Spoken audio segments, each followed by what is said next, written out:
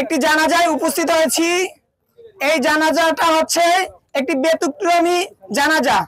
পটুয়াখালীর কুয়াকাটায় প্রায় ৩ কোটি টাকার সড়ক সংস্কারে অনিয়ম দুর্নীতির অভিযোগ উঠেছে। এ ঘটনায় ক্ষুব্ধ হয়ে রাস্তায় আত্মার মাগফিরাত কামনায় কাফনের কাপড় বিছিয়ে প্রতীকী গায়েবানা জানাজা, দোয়া ও জিলাপি বিতরণ করেছে শিক্ষার্থীরা। এর আগে সকালে পরিদর্শনে এসে কাজের অনিয়ম প্রমাণ পেয়ে কাজ বন্ধ করে দেন জেলা নির্বাহী প্রকৌশলী। বুধবার বিকেলে কুয়াকাটা লেম্বুরবন সড়কের মাঝখানে দাঁড়িয়ে গায়েবানা জানাজা পড়েন শিক্ষার্থীরা।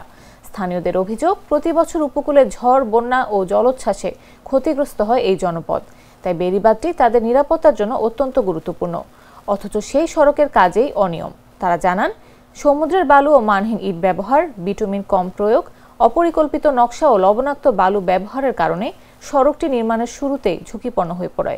পরে কার্পেটিংও করা হয় দায়সারাভাবে।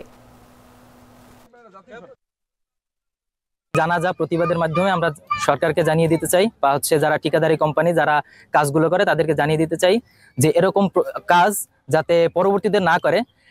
কারণ আমরা দেখতে পেয়েছি যে আজকের সবার অংশগ্রহণের মাধ্যমে, বিশেষ করে স্টুডেন্টদের, কুয়াকাটা স্টুডেন্ট অ্যালায়েন্সের সৌজন্যে যে প্রোগ্রামটি আয়োজন করা হয়েছে, সবার স্বতঃস্ফূর্ত অংশগ্রহণ ছিল এবং সবাই জনগণ ভালোভাবে জোরালোভাবে প্রতিবাদ করেছে। আমরা জানিয়ে দিতে চাই, বার্তা পাঠাতে চাই যে পরবর্তীতে এরকম কোনো কার্যক্রম তারা হাতে নেওয়ার আগে যাতে চিন্তা করে। আমি গত পরশুদিন একটা ফেসবুকে একটা দেখি, সেটা একজন আমাকে শেয়ার করে।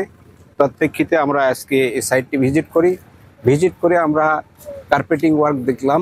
কার্পেটিং ওয়ার্কে আমরা থিকনেসগুলো সঠিক পাইছি, মানে ওভারঅল বেশি পাইছি সব জায়গাতে, কিন্তু গ্রেডেশন একটু প্রবলেম আছে, যেখানে একটু ডাস্ট দেওয়ার কথা ছিল, দেয়নি। সেটার বিরুদ্ধে আমরা ব্যবস্থা নিব। আর আপাতত আমি কাজটা হেল্ড আপ করে রাখছি। আমার সিদ্ধান্তের পরবর্তী কার্যক্রম শুরু হবে।